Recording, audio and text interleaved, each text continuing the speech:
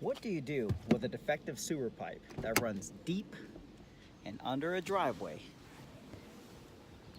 and under the street for a house in Bethesda? You go trenchless.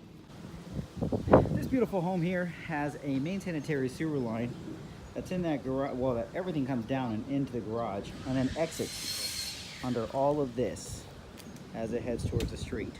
Not one bit of it is under grass.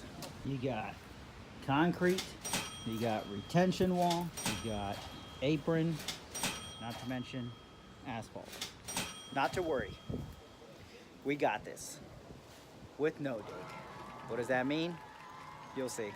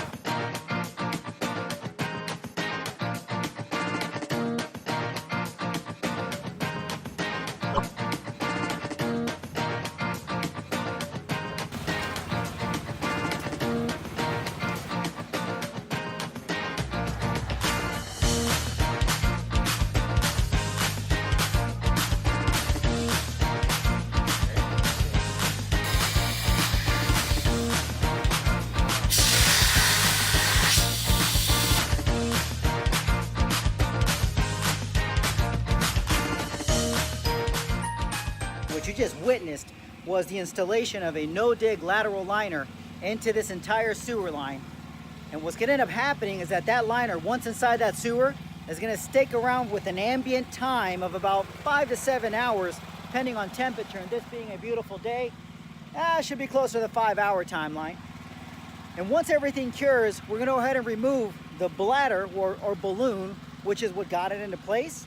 And then all that's going to be left inside of that sewer line was that white felt tube that's now impregnated with resin, and it solidifies just like PVC, making it smooth like PVC as well.